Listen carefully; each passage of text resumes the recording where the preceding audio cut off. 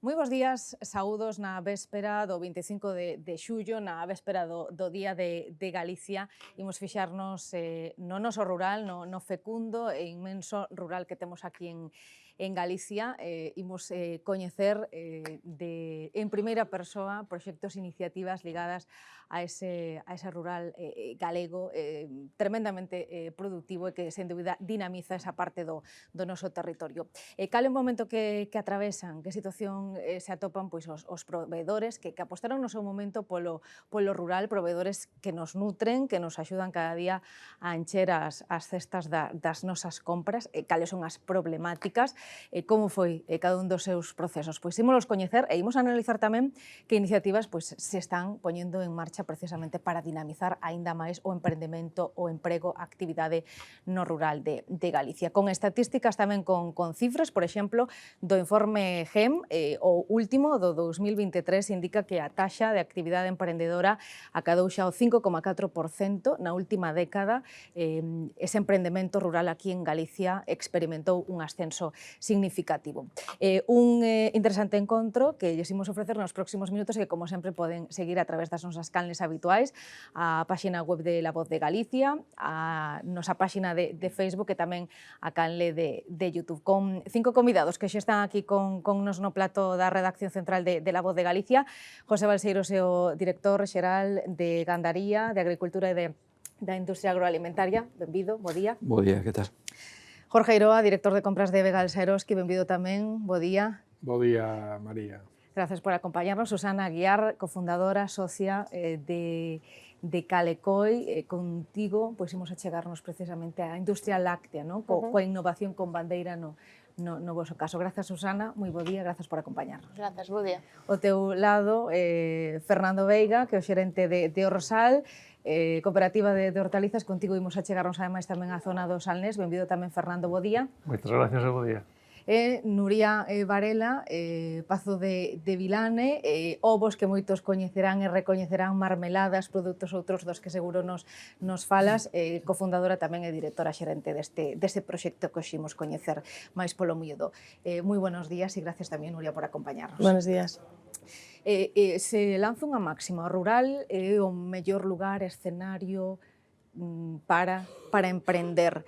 Estaríades de acordo así o 100% comigo ou habería, director xeral, matices? No, podemos estar ao 100% de acordo contigo, con matices, evidentemente. Dependendo de que sector ou subsector estemos falando, lóxicamente, haberá máis ou menos oportunidades, dependendo. Pero cada vez estáse demostrando que hai moitas máis oportunidades no rural. É certo que en Galicia temos que seguir loitando contra esa influencia que houve durante anos de dicirlle aos pais labradores ou gandeiros aos seus fillos que estudiaran e que non baixo ningún concepto se quedaran no rural, pero esa mentalidade está cambiando. Proxectos que están consolidados e funcionando, como os que hoxe nos acompañan aquí, de Pazo de Vilane, ou de Calecoi, ou Orsal, e moitos outros, afortunadamente, están contribuindo, sen dúbida, a que cada vez máis xente nova que se incorpora o faga, primeiro con uns coñecementos extraordinarios, con unha formación extraordinaria, e despois cunha idea, cun proxecto claramente gañador. Cada vez somos capaces de definir proxectos máis innovadores, máis conectados coa demanda da sociedade. Temos que entender que cada vez máis, a pesar da crise, a pesar da inflación e de moitos outros elementos, é certo que cada vez máis hai xente que demanda pois eses produtos singulares, con determinadas especificidades ou con determinado valor engadido que fai que haxa esa demanda e que, polo tanto, cada vez sexa máis importante, máis interesante xerar proxectos no medio rural. Hai que decir tamén que hai hoxe en día oportunidades que non había fai anos. Refírome aos servicios. Haberá aínda lagoas, haberá aínda déficit, pero hoxe prácticamente en calquer concello pois hai gardarías para os nenos, hai casas niño, hai centros de saúde, en fin, hai determinados servicios, incluso nas cabeceiras de comarca se concentran pois servicios que poden ofertar esa demanda cada vez máis crecente. internet e telefonía móvil pois tamén está extendida, tamén con algúns puntos negros, pero en fase de solución, e polo tanto eu creo que cada vez máis a xente aposta, o consumidor, a sociedade en xeral, aposta por produtos sanos, por produtos de proximidade, que teñan en conta a sostenibilidade, que teñan en conta a eficiencia enerxética e, sobre todo, e por encima de todo, eses alimentos sanos que recoñece en función do produtor, que recoñece en función do proveedor, pero que ten unha altísima aceptación e que, polo tanto, tanto na produción vegetal, na agricultura, na gandaría e na transformación está habendo cada vez máis oportunidades, afortunadamente. Hai cada vez máis oportunidades, estanse a aproveitar. Hoxe, os tres, non? Que nos acompañades, sodes un bo exemplo. Vos tedes contacto tamén desde Vegalsa, Jorge, con eles, non? Un contacto moi estreito, polo tanto tamén estarás de acordo, non? Con que un lugar que mellorou moito, aspectos que mencionaba o director xeral, e que é un escenario perfecto, non? Para que tamén os emprendedores lancen nese territorio rural os seus proxectos. Mira, para nós, para Vegalsa, é moi importante contar con empresas como las que hoxe están aquí con nós, que son proveedores de Vegalsa de fai moito tempo, e que nós, dentro da nosa política de apoiar os proveedores locales, os proveedores galegos, por cuidar el entorno, por desenrolar, porque estamos en Galiza, entón é moi importante estar moi cerca deles, axudalos, que eles teñan proxectos que encaixen nas exigencias que a veces as cadenas, os grupos grandes, seguimos para trasladarle ao consumidor, porque ao final isto é unha cadena que empeza por eles, en algún caso, hai industrias no medio, logo estamos nós e o consumidor. O que Vegalsa intentamos é que desde a orixe que son eles, en este caso, ofrecerlle ao consumidor os mellores produtos. Entón, estamos traballando día a día con eles para entendemos que é importantísimo. Outro día fixemos unha visita a Orsal, estivemos con Fernando, comentando os produtos que comercializamos, que outros podíamos comercializar, que en este caso aínda eles non o están facendo. Ese traballo conxunto de decir, mira, nos necesitamos acelgas que non facedes, ou espinacas, oye, sería posible que o fixerades. Entón, levamos moitos anos, en este caso, traballando con el, e o diálogo, o apoio, eles tamén nos contan os problemas que teñen, e temos que apoiar o rural, porque ao final, se eles non están, se os que están aquí, o Nuria, en este caso, co magnífica empresa que ten de gallinas, ten problemas na zona de Antas, ao final non poderían chegar os huevos ás nosas tendas e non poderíamos ofrecer ao consumidor. Por iso digo que temos que estar en contacto permanente, falar, axudar no que podamos, e eles, cos problemas que ao final hai no rural, de relevo, que logo falaremos, de relevo generacional, de atraer a xente, pero, creo que temos que estar moi administración, as cadenas, moi pendentes deles e traballar xuntos, que para mí é buscar o concepto este tan de moda que é a sostenibilidade, e a sostenibilidade económica empeza en que nos apoyemos, en que apoyemos o entorno e que traballemos xuntos. Imos falar das vosas problemáticas e das vosas necesidades polo miúdo de contado, pero antes dunha forma moi breve, vos, como protagonistas de todo isto en primeira persoa, se vos din, é un lugar axeitado, recomendaríades emprender no rural? Entendo que a resposta un pouco xa sabemos, pero, Fernando, a ver, ese sorriso, que significa? Depende. Unha resposta moi galega. A ver, quero dicir, eu creo que obxectivamente hoxe abres unha serie de oportunidades o mellor que facilitan o traballo, eu diría máis que nos últimos 30 ou 40 anos, un entorno no que posiblemente a demanda de alimentos non está cuberta como estivo cuberta nos últimos anos, que estábamos en entornos prácticamente excedentarios en casi todo. Agora, distinto, é un escenario nos próximos anos que parece que vai a tirar máis a demanda que o que é a produción en moitas zonas de Europa, e especificamente no noroeste, en Galicia. Entón, en ese sentido, sí que para o sector primario creo que se abren oportunidades.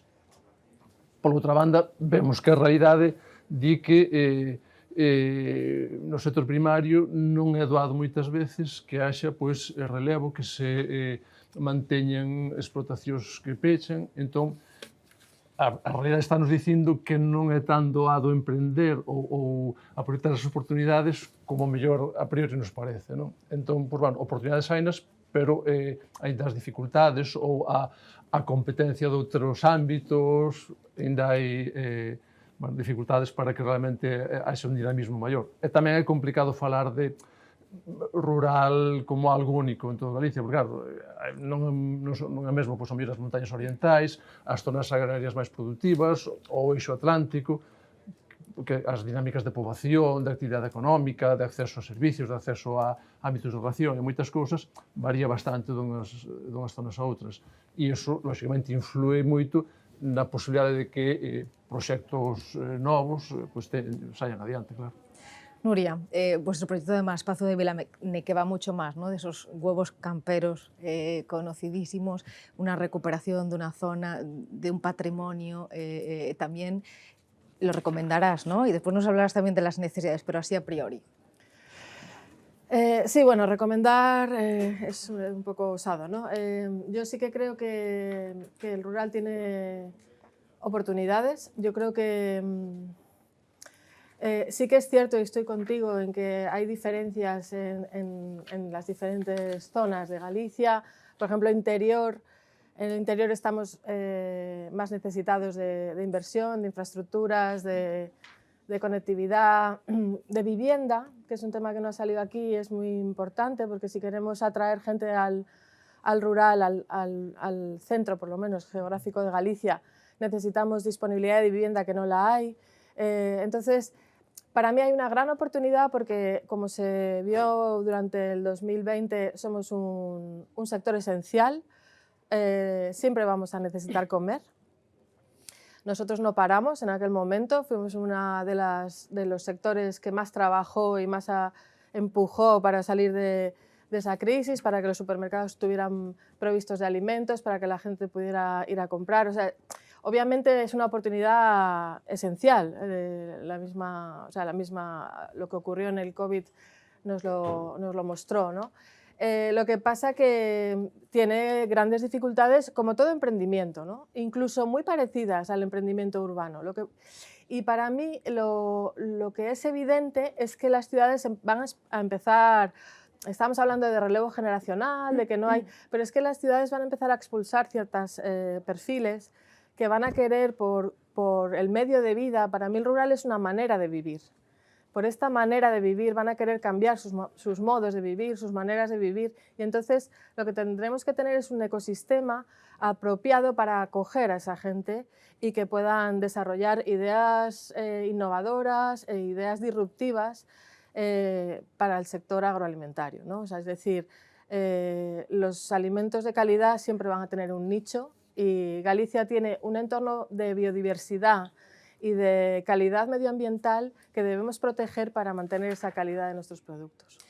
No teu caso, Susana, ti tiveches dúbidas, non? Pola tua familia, pois, xa tiñas, non? Esa tradición de sector primario, de rural, pero bueno, non o tiñas claro, despois volviches? Sí, a ver, no noso caso, si fomos un claro exemplo do que antes comentaba Balseiros, desa xente a que nos din estuda, sal a buscar o mundo a outras zonas urbanas. Pero, bueno, a día de hoxe o que sí teño claro é que o rural é un lugar ideal para vivir e incluso para traballar. Respecto ao que ti comentabas, se é un lugar ideal para emprender, bueno, pois eso estou de acordo en que ten moitos matices. Evidentemente, todos os que estamos aquí, os produtores, temos realmente paixón por o noso traballo, pero non deixa de ser unha actividade económica, e como unha actividade económica ten que xerar certos beneficios. Entonces, a veces, competir con outras industrias desde un reconcho de Galicia é complicado. Pero, sen embargo, tamén temos outra vantaxe a noso favor. No noso caso, en particular, estamos ao lado da nosa materia prima principal, o que é a leite que procede da nosa ganadería, das nosas vacas, que nos cuidamos todos os días. Temos seguro que ningún dos nosos consumidores dúbida da nosa calidade do produto. Pero, sen embargo, temos que salir a competir con outras industrias que, bueno, a verdade é que nun mercado tan globalizado como é hoxe en día, pois resulta complicado. Pero, sen embargo, o sea, dende o noso punto de vista e poñendo nunha balanza esa vantaxa que nós temos de conseguir ese produto frente a todos os contras que nos podemos encontrar por vivir nun recuncho de Galicia, nós recomendamos desde sempre potenciar o medio rural e emprender no medio rural. Ao fío diso, e continuo contigo, a que se ten que enfrontar no voso caso? Sí. Claro, un sector lácteo Claro. moi tradicional. Un mercado moi maduro. Nos, do noso caso, algún cliente si é de ámbito local, pero hoxe en día todos sabemos que os principales núcleos urbanos son onde reside a maior parte dos nosos consumidores, non? Nos temos que chegar a eles. Para chegar a eles, desde o noso recuncho, a veces os servicios de transporte, as cadenas que nos permiten chegar a eses puntos, ou están moi limitadas ou teñen un precio moi elevado. Se isto, desde ese punto, eleva moito os nosos costes, chegamos ao mercado con uns precios que non podemos competir. Entonces, eso sería por unha banda. Por outra parte, estou de acordo con Nuria, co que xa se falou aquí, que a digitalización do noso entorno, aínda que é un proceso que xa leva moitos anos empezado, todavía está aínda sin terminar, todavía estamos a medias en moitos dos nosos lugares. Entonces, eso non só dificulta que o noso día a día sea máis complicado, senón que tamén a veces para encontrar persoal formado para determinados postos da nosa empresa, pois a veces non encontramos esas persoas que están dispostos a desplazarse, porque realmente aínda en algún lugar se poden sentir aislados. Despois comentaremos, profundizaremos nese aspecto. Vos no caso de Pazo de Vilán, sobre todo, a que diríais que os tuvisteis que enfrentar en ese momento? Como foron esos inicios? Bueno, es que nosotros llevamos 30 años de vida ya, somos un proyecto muy asentado, muy maduro.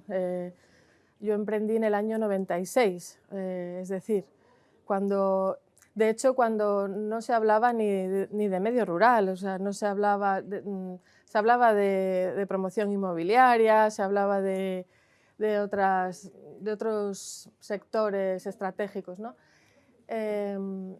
Con lo cual, los retos antaño fueron muchísimo mayores que los que hay ahora, había ahora. Primero, el gran reto fue convencer a todas las entidades financieras de que invertir en el rural podría ser rentable y viable, porque en aquel momento el éxodo era como obligado, ¿no? El éxodo al rural. Por otro lado, un economista que vuelve al medio rural y que tiene que explicar que va a emprender además en una actividad que es avícola y encima disruptiva, que era en libertad, es decir, ni siquiera sabían a lo que me estaba refiriendo, o sea, cuando en Francia llevaban desde los años 80 haciendo huevos camperos, huevos en libertad. Credibilidad, barreras por género también encontré, por ser mujer, joven. En aquel momento la conectividad no existía, no había medios digitales, no había industrialización, no había sistemas de robotización y automatización, todo. O sea, me encontré con todo. Nos lo imaginamos al echar la vista atrás, ¿no? Porque difiere mucho el tiempo de tu momento al de Susana, por ejemplo. Sí, Jorge. A ver, eu quería, para reforzar un pouco o que están dicindo, no? É dicir, falan de que, evidentemente, teñen que emprender, loitar con outras industrias que levan moito tempo, no? Tanto no caso do leite como dos yogures, como dos ovos. Pero, para mí é importante o que dixo tamén Susana, que haya pasión, que haya esforzo, que neste caso o hai, que haya rentabilidade, por suposto, teñen que gañar dinero. Tamén decirlles, e creo que o saben, que moitas veces as cadenas, e non falo de Galsa, pero en xeral temos fama de ser, hostia, as cadenas, hai xente nas cadenas que falamos, que escoitamos, que axudamos. Entón, ese diálogo, quero dicir, o temos. É verdad que eu entendo, cando soigo falar, pero como loitas neste caso cos outra industria? Pues tamén, co que acabo de decir, traballo, esforzo, innovación, facendo as cousas ben, calidade. E penso que, bueno, que tendo cadenas, que neste caso apoyamos, porque moitas veces vou a ferias e vexo proveedores pequenos, claro, cando lles digo que soy dunha cadena, como que se ponen así, oye, que soy dunha cadena, que quero ver se hai opciones de facer algo cando vexo un produto que pode encaixar nas nosas tendas e que pode ser interesante para os consumidores, non? Pero, bueno, elas o están facendo ben e van a triunfar. E no vosso caso, Fernando, claro, produtores da vosa zona, unir forzas, no? E tomar a decisión de, pois, imos comercializar todo isto pois, en formato cooperativa. Exacto, sí. Perdón, ali as dificultades a nivel de produtor para emprender, digamos, o que serían as dificultades máis típicas, é o que precisamente pretende cubrir a cooperativa, non? Calquera proxecto que nace de novo, unha das dificultades maiores suele ser enfrontarse ao mercado. E iso, pues, en principio, un produtor que empeza, pues, con Orsal o ten atendido, resolto, o tema do asesoramento, da programación de cultivos, todas estas cousas, en principio, pues, que son dificultades típicas, as tería cobertas. Pero, bueno, ainda así, está claro que temas de acceso á terra, de financiamento, de formación... A ver, nós, todos os anos empezan con nós produtores, temos a figura do socio a proba durante un ano.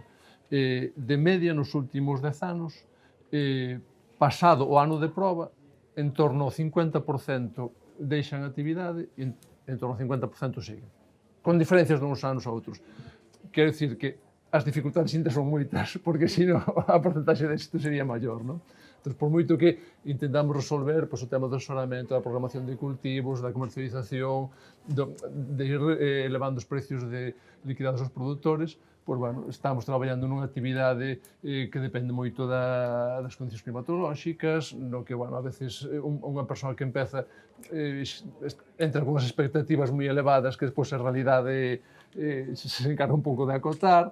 Bueno, a porcentaxe de éxito final é a que é, co cal as dificultades son importantes. Moitas variables, non? E a dificultade da man de obra, do talento, de conseguir traballadores, como se xestiona todo isto, Susana? Como facedes vos? Tedes dificultades ou non? Sí, a ver, creo que man de obra no medio rural a verdade que necesitamos moita, non? A ver, nós a verdade que somos unha empresa moi pequeniña, entonces dentro das nosas dificultades, pois quizá nos resulta máis fácil, non? Para nós, entendemos xa que ao mellor vivir no rural xa debía ser un aliciente porque unha oferta de emprego, porque nos adorámoslo, non? Pero, bueno, a verdade é que non é suficiente, non? Entonces, para nós, os nosos traballadores son máis da nosa familia.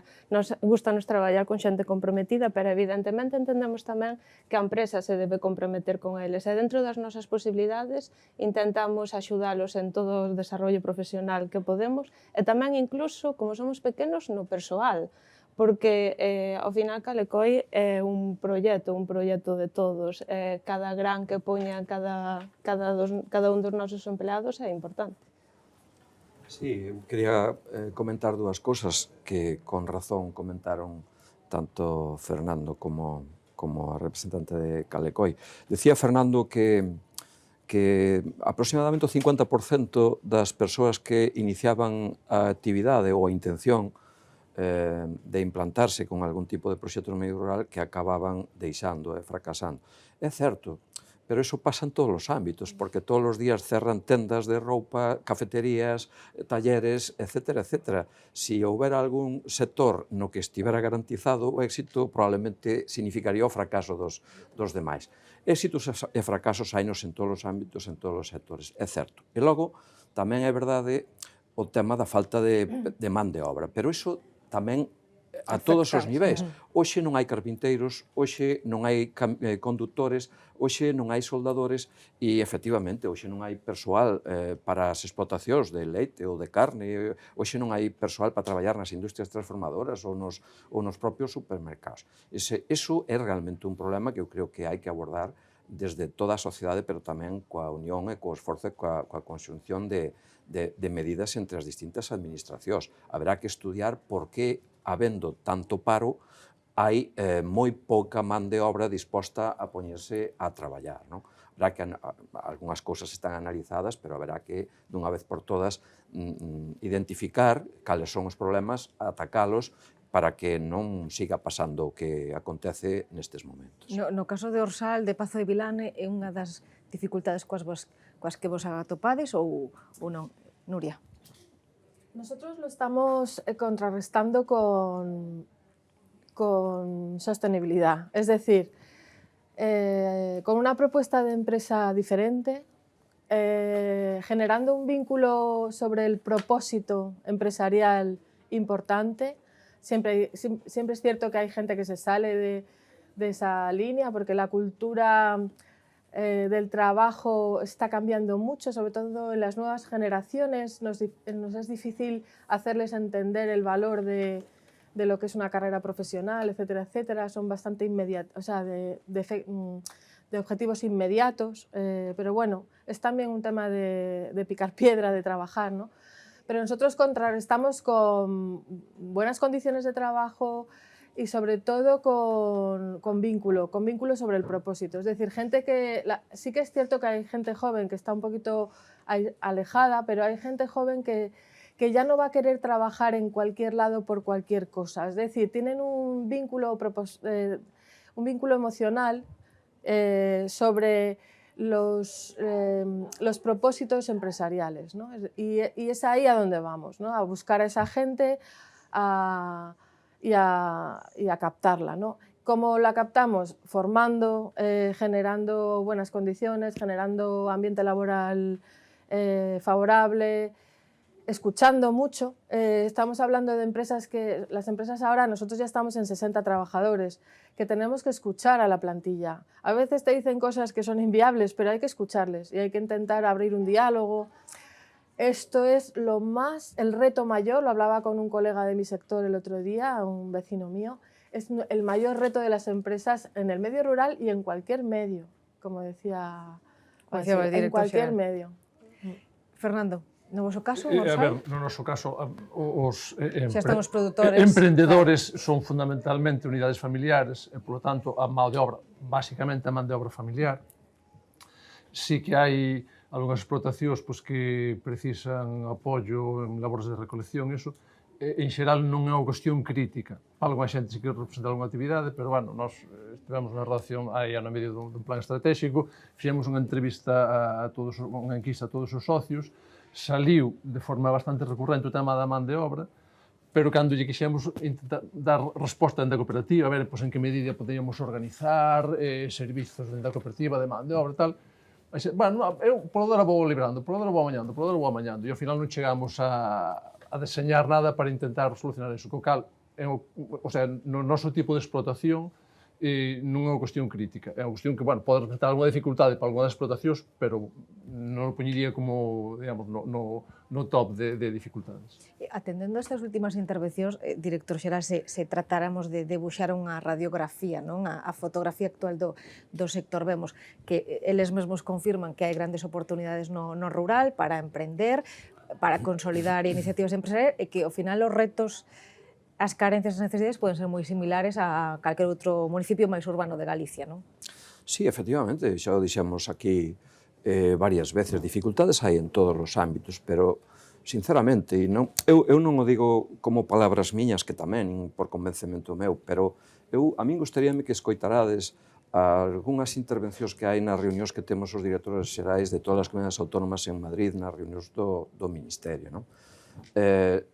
Sinceramente, eu creo que Galicia reúne unhas condicións de futuro, xa de presente, pero de futuro, tremendamente importantes e creo que hai que ser razonablemente optimistas. E o digo porque cousas que se falaron tamén aquí e que están en boca de todos desde fai uns anos, como son os efectos do cambio climático, a sequía, que está afectando dunha maneira absolutamente catastrófica a maioría das comunidades autónomas. Eu podo comentar aquí que nas dúas últimas reunións que tivemos en Madrid desde o Ministerio se lle decía a dúas comunidades autónomas, non vou decir os nombres, nin os sectores, pero se lles decía que, bueno, os sectores sí, se lles decía que ao mellor non se podía producir leite en algunha comunidade autónoma que se estaba aínda producindo, porque non hai agua, porque non se dá producido forraxes, porque non se dá producido erva. E a outras comunidades se decía que igual tiñan que ir pensando en non producir viño, porque, bueno, pois estaban despedindo xente das bodegas e dos sectores e tal. E, sin embargo, todo o mundo coincide en que Galicia reúne unhas condicións tanto de tipo de solo como condicións climáticas. Aquí ainda chove de vez en cuando, algún ano Sí, máis este ano que outros. que estamos cansados de escoitar isto de refuxio climático, Pero a non? realidade é que o ano pasado houve récord de produción de forraxe, récord de produción de patata, récord de produción de moitas producións agrícolas e, polo tanto, eso ten unha influencia notable na rendibilidade das explotacións e das actividades agrogandeiras. Que é o que importa? Ao final, todo isto ten que ser rendible para todo o mundo. E eu creo que Galicia reúne unhas condicións para facer esa radiografía, insisto, actual e de cara a medio largo plazo, envidiable. Non é milagre que veñan moitas industrias cada vez máis do sector da transformación do lácteo instalarse en Galicia con unhas inversións millonarias importantes. Non é milagre que prácticamente todas as grandes bodegas e familias adegueiras de España se estén instalando con proxectos tremendamente importantes en Galicia, e iso podemos trasladar prácticamente a todos e cada un dos subsectores dentro da produción agrogandeira de Galicia. Por lo tanto, temos que aproveitar esas oportunidades e temos que incidir moitísimo na mentalización, na formación, na cualificación e, polo tanto, na posta en valor dos nosos produtos, que xa teñen máis fama e máis recoñecemento, incluso fora de Galicia, que aquí. E iso, remato xa, pero quero aproveitar por merecemento para darlle as gracias a estamentos como Begalsa e Eroski, que contribuyen dunha forma pois determinante neste tema, pois facendo contratos con cooperativas como Orsal, pois promocionando produtos como os de Susana de Calecoi ou de Pazo Virane e outros moitos casos de éxito en Galicia que teñen que ser ese vínculo que faga que a xente que é consumidora os recoñeza, os valore e aposte por eso e xenere máis valor engadido e, polo tanto, haxa máis aposta por emprender no rural. Sí, Es muy Nuria. importante este punto, o sea, la colaboración entre diferentes estratos, o sea, entre el distribuidor, es muy importante, porque si ellos tienen una apuesta real sobre el objetivo, o sea, sobre el objetivo agroganadero, va a ser mucho más fácil, porque el diálogo es imprescindible. O sea, nosotros no podemos competir con grandes multinacionales. Nosotros tenemos que poder tener un hueco para valorizar. Desde luego que tenemos que ajustar costes, que tenemos que crecer para ser más sostenibles económicamente, que tenemos que ser competitivos también, no podemos tener un gap de precio inasumible en el lineal, eso está claro. Pero sí que necesitamos tener enfrente a alguien que nos escuche, que nos visite, que venga a vernos, que venga a nuestras gallinas, que vea nuestras vacas, que vea nuestras acelgas, que nos vea, y que nos vea como personas, como emprendedores, como empresarios. Y eso sí que es cierto. Yo también creo que este es un punto esencial para que el rural siga vivo, y es que se apoyen iniciativas nuevas. Y que esa presencia se garantice, ¿no?, en los lineales de los supermercados, que es donde la gran mayoría, la venta online sabemos que ha despuntado después de la pandemia, pero bueno, lo cierto es que mayoritariamente hacemos la compra de forma tradicional en los supermercados. El encontrarse, ¿no?, con productos con esa etiqueta de Galicia 100% gallego, ¿qué papel cumple una distribuidora? Al hilo de lo que decía Nuria, claro, esa conexión que nos acerca los productos de cualquiera de ellos tres a nosotros, a los consumidores. Mira, el papel de Begalsa en este tema é fundamental, pero porque nos va dentro da nosa política, no, de apoiar o entorno, de apoiar os proveedores. Outro día que estiven visitando a Pazo de Vilane, chamoume a atención que me dice Nuria: sodes a primeira distribuidora que vides a vernos. É dicir, temos que estar.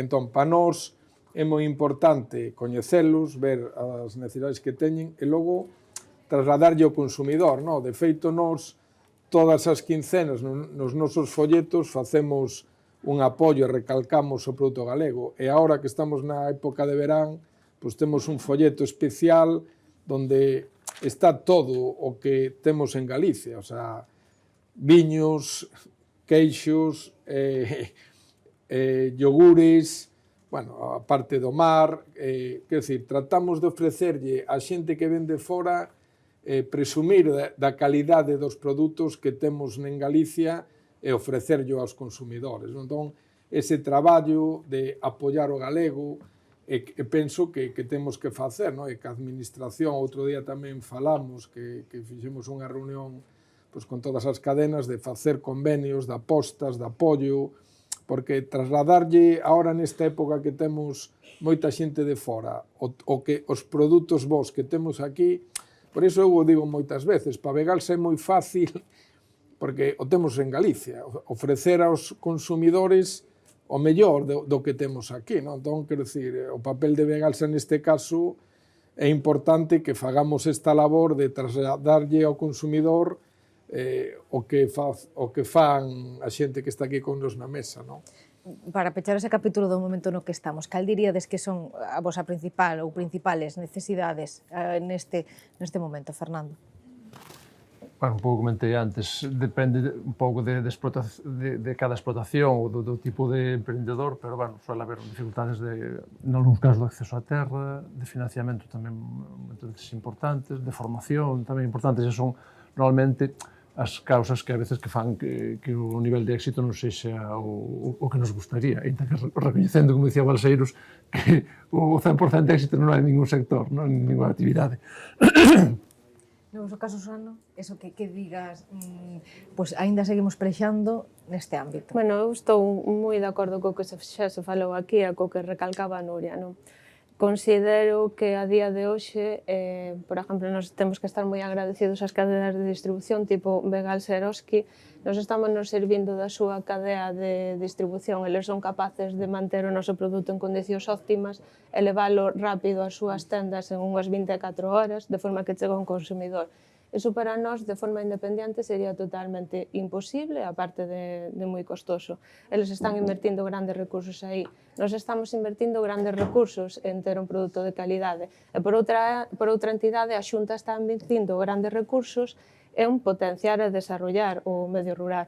Entonces, un pouco o que dicía Nuria, divulgación en conxunto das tres entidades. Temos que conseguir incluso implicar o consumidor final, porque ese xesto que fai o consumidor final de escoller un produto de empresas pequenas, sustentables, e que dinamizan e desarrollan o medio rural, é moi importante. A veces parece que está nas mãos dos outros, pero non nas deles, e todos somos moi importantes na cadea.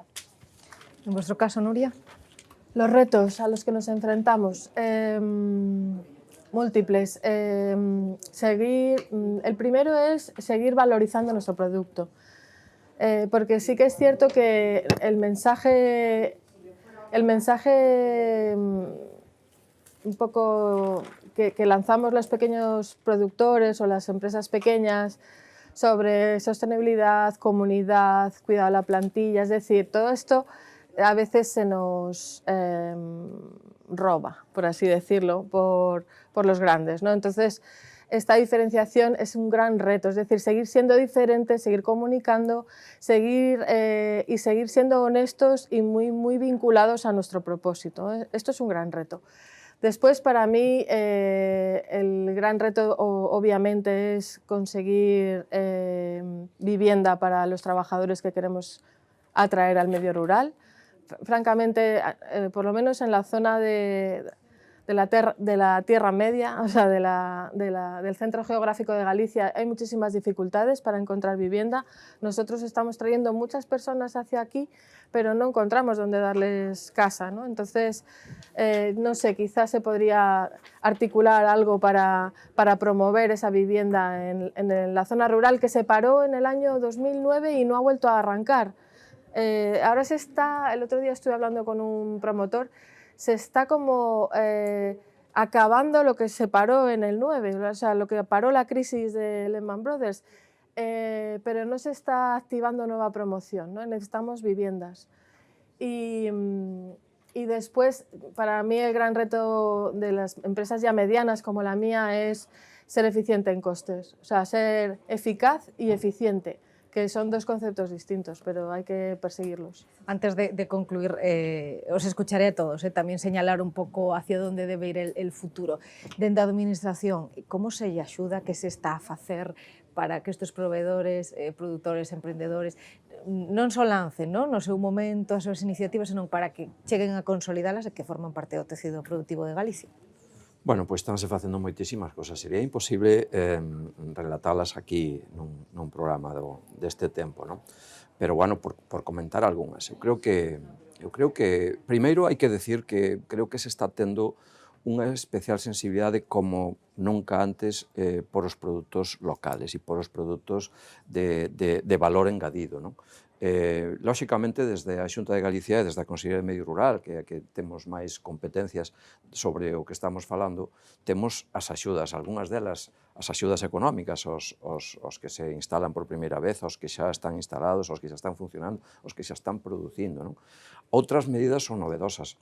Temos esas axudas á incorporación de mozos, que son unhas das máis importantes que hai en todo o territorio nacional e que, afortunadamente, estamos podendo dedicar unha media de 20 millóns de euros ao ano e que está facendo que cada ano se incorporen entre 400 e 500 mozos e mozas aos distintos subsectores da agricultura e da gandaría en Galicia, non? Hai, por exemplo, unha medida novedosa. Hasta agora, esas axudas para a incorporación de mozos incluía aquelas persoas que tiñan entre 18 e 40 anos. Este ano, por primeira vez, sacouse unha nova orden e vai seguir saindo para persoas que teñen entre 40 e que lle falten menos de 10 anos para a edade de xubilación, porque estamos detectando que está vindo xente de outros países de retornada da emigración ou fillos de emigrantes, especialmente de países centro e sudamericanos, aos que hai que darlle unha oportunidade e para iso se creou o que nós lle chamamos o Banco de Explotacións.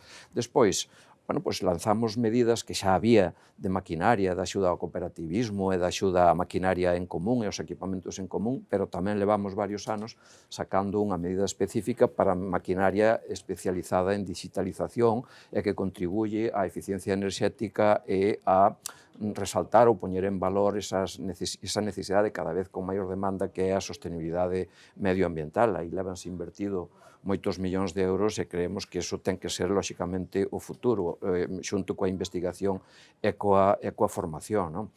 Creo que a aposta por unha lei que nunca hubo e non hai agora mesmo en todo o territorio nacional, como foi hai 2 anos a aprobación da Lei da Recuperación da Terra Agraria de Galicia, creo que é unha medida extraordinariamente eficaz posta a disposición das persoas que estén en demanda de suelo, de base territorial, digamos, para poñer en marcha os seus proxectos ou para ampliálos, non? E podíamos decir moitas outras cosas. Eu creo que iniciativas como as que fixemos no seu momento cando houve a pandemia do COVID, aquela orden que lle chamamos mercaproximidade, que foi poñer en contacto precisamente a todas as cadeas de distribución cos produtores locais que estaban tendo problemas porque naquel momento cerrara o canal Oreca todo, os restaurantes estaban cerrados, os mercados e as feiras locais tamén, e que teño que decir, e aquí hai xente que o pode acreditar, que foi un extraordinario éxito e que lle sacamos o stock que había insoportable en queixerías, en bodegas, en produtores de ovos, en produtores locais, dunha maneira que sirveunos de exemplo a todos para seguir incidindo e para seguir traballando nesas iniciativas. Como decía Jorge Iroa, o outro día tuvemos unha reunión con todos os directores comerciales de todas as cadeas de distribución que operan na nosa comunidade autónoma e seguiremos tendo. Vamos a ter a volta do verán, porque hai xente que vai a estar de vacacións, reunións tanto coa industria de transformación como coa propia distribución para poñernos de acordo con eles e que nos transmitan que é o que lle están exixindo agora aos produtores en canto, por exemplo, ao benestar animal, que é unha demanda do consumidor, pois, por exemplo, en canto a esa sostenibilidade ambiental, pois a reducción da huella de carbono, pois tantas outras cousas que ao mellor os nosos pais non valoraban, que nós ao mellor non valoramos tanto, pero que a nova xente, a xuventude, o novo consumidor sí que as valora.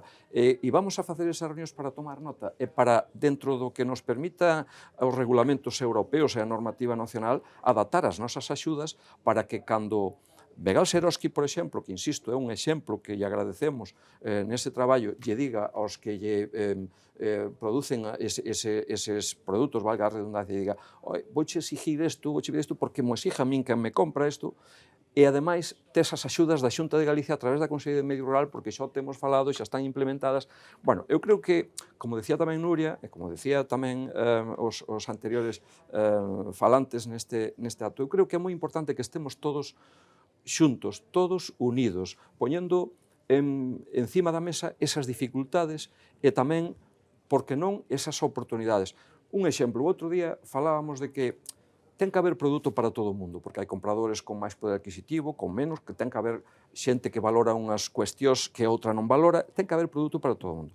Pero o que non pode volver a pasar, e loitaremos para que así non sexa, é que nos momentos de máxima produción en Galicia, por exemplo do arándano, que vayas a algún supermercado e que non topes arándano, salvo que sea de Marruecos ou de Chile ou tal. Esas cuestións temos que as corrixir. Habrá xente que teña que comprar eso, pero temos que ofrecerlle ao consumidor actual, ao consumidor que valora eso que dixen antes na miña primeira intervención, alimentos de proximidade, alimentos saudables. E todos temos que estar unidos, ter un vínculo, ter unha canal para falar e para ter coñecemento desas dificultades e plantexar as solucións que sexan necesarias. Eu quería preguntarlle tamén polo futuro, medidas de futuro, pero claro, xa desta maneira, non? Tal como nos contaba, están plantando xa esa semente, non? Das estrategias que virán. Sí, bueno, falouse aquí, por exemplo, de dúas cousas que están neste momento significando un problema, e que quero decir o que se está facendo e o que está previsto.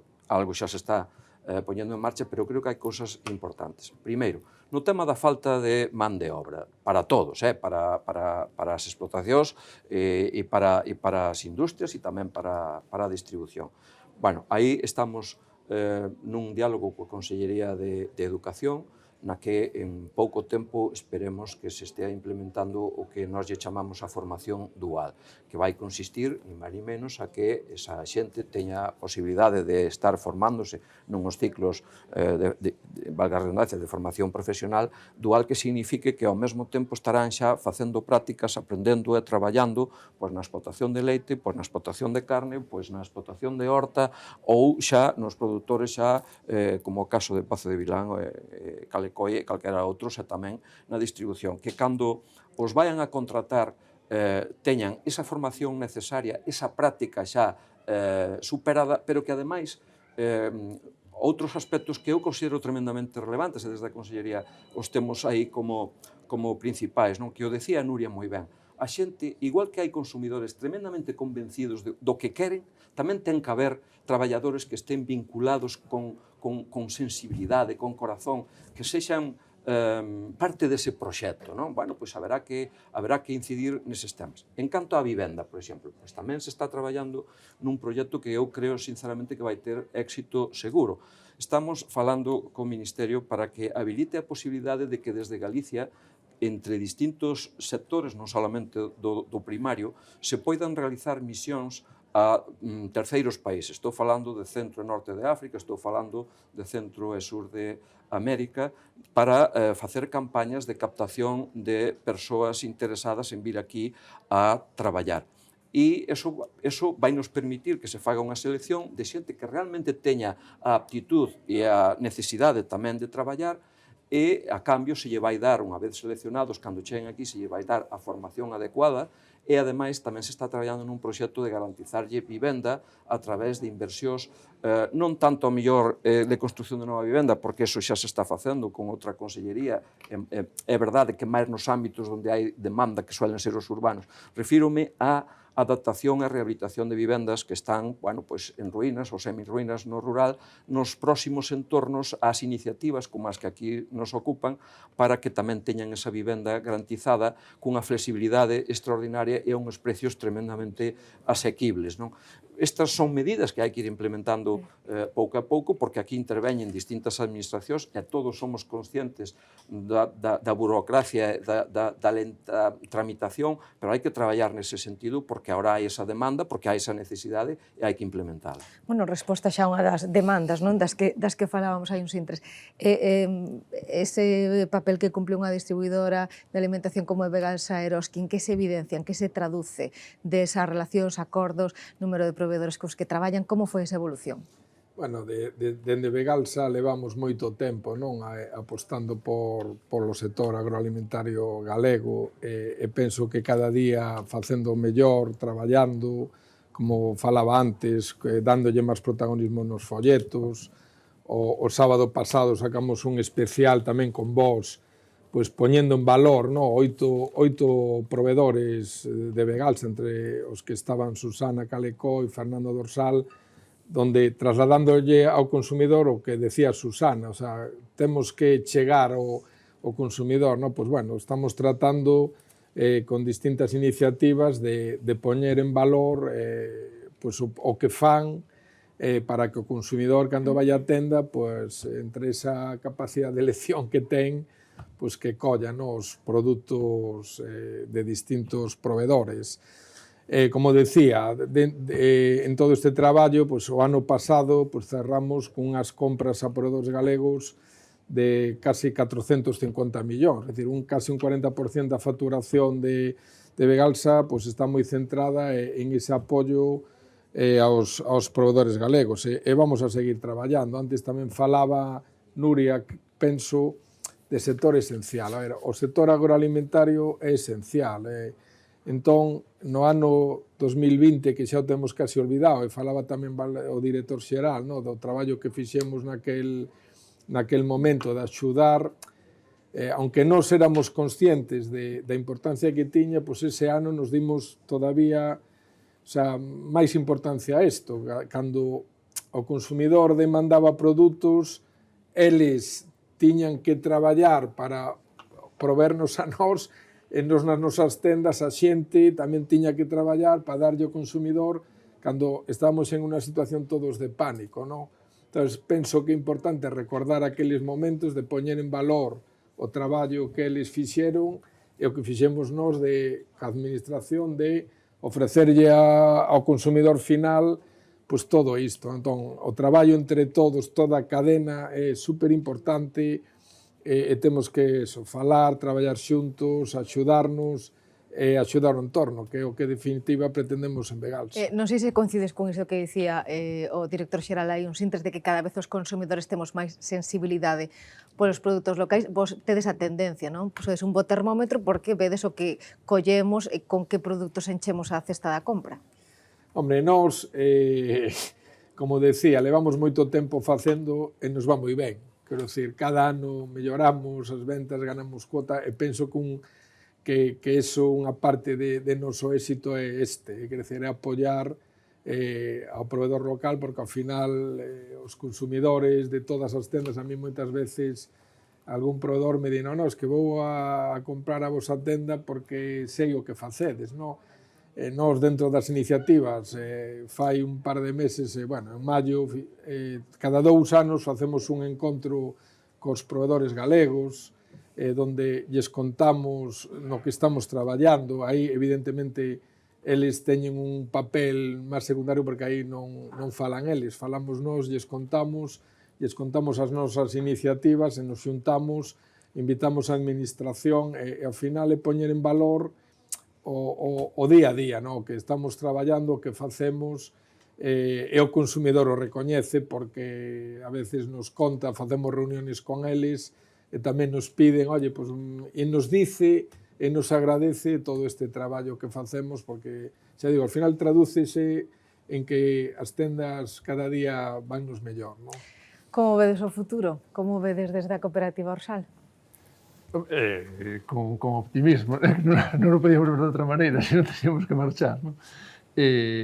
O que falamos un pouco ao principio, sí que se ven oportunidades, bueno, o que dicía Jorge o último día que estivemos ali, pues, hai demandas de produtos que non somos quen de cubrir, entón, pues, bueno, que ti esteas nun mercado no que os teus clientes te están dicindo, pues, a ver se me podes facer isto, a ver se me podes facer isto, a ver se me podes facer isto, e ti que vayas coa lingua de fora para darlo feito, en principio é para velo con optimismo. O feito de que haxa produtores que se vayan incorporando a nosa organización e que se vayan integrando como cooperativistas, pues tamén é un sinal de optimismo. Pero, bueno, siguen estando aí tamén retos e dificultades que isto... Que sempre van a estar. Exacto, claro. Non vai ser un camiño de rosas, por suposto. Ti, Susana, igual de optimista? Sí, nos da nosa parte tamén somos moi optimistas, senón sería difícil haber chegado xa hasta aquí, non? Estou de acordo con Fernando, temos moitos retos por diante, sabemos que no medio rural actualmente hai moita despoboación. Estes últimos anos, como que o deixamos un pouquiño de lado, é igual que me pasou a min na miña infancia, pasoulle a moita xente nova que casi nos obrigaban á migración ás zonas urbanas. Entonces, temos un desafío moi grande que é volver reter esa xente. Eu diría máis, xa non reter, porque a pirámide poboacional que temos hoxe en día dos povos é moi bella, o sea, temos pouca natalidade en xeral, pero nos medios rurales menos aínda. Entón, máis que reter, pois temos que atraer a esa nova xente. E as medidas todas que nos estiveron explicando aquí, pois teñen boa pinta, creeremos delas e daremosles unha oportunidade e nos seguiremos poñendo o noso grande de area. En tu caso, Nuria, ¿qué futuro vislumbras? Bueno, yo creo que la tendencia general del globo terráqueo es hacia la sostenibilidad en todos sus aspectos, con lo cual yo lo veo, en ese sentido veo bien. Bueno, hay frenos hay frenos internacionales, hay frenos locales. Para mí, yo el futuro lo veo positivo siempre y cuando se haga una apuesta seria por proteger el entorno en el que estamos, las iniciativas sostenibles. Es decir, es imprescindible que se nos garantice la viabilidad medioambiental y de recursos, o sea, de poder acceder todos de igual manera a los recursos naturales en nuestro entorno rural. Es decir, para mí hay ciertas actividades que tienen que estar en zonas X y las actividades agroalimentarias tienen que estar en los valles, en los ríos, en las zonas productivas. Es decir, tenemos que proteger imprescindiblemente este entorno porque si no esas amenazas van a hacer inviables nuestros proyectos, ¿no? Entonces, para mí es una petición, es un ruego a la Administración que proteja los entornos productivos de Galicia, porque Galicia puede ser la gran despensa de España, pero claro, hay que mantener esa capacidad de ser despensa. No se puede minar con otras alternativas. Dicía antes Jorgeiro, efectivamente, así non pasou que vemos o 2020 xa como se pasaran moitos anos e ademais falamos moito de iniciativas postas en marcha na pandemia, esquecéndonos un pouco diso, o futuro, curto, medio prazo. Mira, o futuro é tremendo, non? Quero dicir, estamos en Galicia, nunha comunidade que estamos falando todos, que tenemos unha sorte tremenda por estar onde estamos. O tema do cambio climático, es que o que di Nuria, es que vanos convertir en a despensa, entón temos que aproveitar. Nuria está falando tamén, e falaron antes tamén, bueno, o director xeral e os demais, da sostenibilidade. Ese é un proxecto que temos en Begalsa de a sostenibilidade económica, por suposto, pero ambiental, a social, temos que avanzar moito aí, temos moito traballo, independentemente da normativa europea, nacional, vamos a traballar en ello e o futuro de Galicia do sector agroalimentario moi bueno. Imos rematar tamén, de alguna maneira, como comenzamos, non? Porque mirando o futuro, director xeral, volven a aparecer esas grandes oportunidades, non? Que ten Galicia e que seguro que haberá moita xente que se aproveite. Sí, sin duda, xa se comentou aquí varias veces. E decía Nuria ahora unha palabra que eu non quixen decir, porque a veces, cando a decimos desde a administración, pois pénsase que estamos exagerando, que non nos atemos á realidade. Ela mencionou a posibilidade de que Galicia poida ser unha despensa para España e para Europa. Si eses efectos do cambio climático siguen avanzando, se esa desertización sigue avanzando ao ritmo que o está facendo nestes momentos, non cabe ninguna dúbida que iso vai ser así. Pero eu non o escoitei por primeira vez a Nuria, eu isto escoiteino en Madrid moitas veces, e escoiteino en Bruselas algunha vez. E eu digo que hai moitísimas oportunidades. A base de todo isto, ao final, é quen compra, é quen consume. E eu sempre poño un exemplo, Jorge de Begalseros que xa o coñece, pero é a realidade, eso pasou na miña casa. En momentos nos que eu tiña outras responsabilidades, ás veces iba a comprar ao supermercado, eu ou a miña muller, e levabas unha lista, comprabas pois pasta, comprabas aceite, comprabas tal, sin máis miramento que algunha preferencia que poideras ter por algunha marca, non? En canto empezou a ir a miña filla maior, que ten agora 20 anos, a comprar ao supermercado, pois empezou a ler o que puña nos envases, non? E empezaba a decir, isto non que vendes de Brasil, e nos barcos contaminan moitísimo, non sei que, isto non que... Isto é de cerca, sí, isto vamos a levar para casa, isto non que leva aceite de palma, isto non que está feito por nenos explotados en non sei onde. Toda esa concienciación, afortunadamente que ven da xente xoven, pois fai que nos vayamos poñendo outros que xa non somos tan xóvenes e apostemos por eses produtos que teñen, como digo, primeiro, son exquisitos e son tremendamente valorados. Xa digo, ás veces tristemente máis fora de Galicia que aquí. Falar da ternera gallega fora de Galicia é un éxito asegurado. Falar xa dos viños galegos, especialmente de algúns e dos blancos internacionalmente, ten un futuro extraordinariamente bo. Hai que seguir apostando por eso. E a min quédame dicir que hai que seguir loitando desde os Estados membros por algo que a min e a moita xente nos parece unha injusticia que é o que está pasando. Primeiro, ten que haber unha seguridade xurídica. Non pode ser que as leyes e as normas se estén cambiando constantemente ou que se este primeiro prohibindo e logo facilitando ou ao revés. Segundo, eu creo que a Unión Europea ten que tomar unha determinación xa e ten que facer canto antes, en canto ás normativas de aplicación a produtos que veñen de terceiros países. Non pode ser, ou ao mellor ten que ser, que hai que reducir aquí ao 50% a aplicación de produtos fitosanitarios porque producen enfermedades, igual hai que facer, de acordo, pero haberá que exixir o mismo a outros países que non se lle está exixindo e que ademais se ten constancia de que están facendo xusto o contrario. E haberá que obligar a que pasen os controles tanto en orixen, como aduaneiros, como de calidade, como de etcétera, etcétera. E iso non se está facendo, desgraciadamente o que estamos vendo en moitas tendas é que en vez de ver as leitugas ou calquer outro produto da horta, o estamos vendo de Marruecos ou de Argelia ou de Chile ou de donde sea, e a carne da Argentina e tal, cando aquí temos uns produtos extraordinariamente bons, o que pasa é que compiten en desigualdade de oportunidades.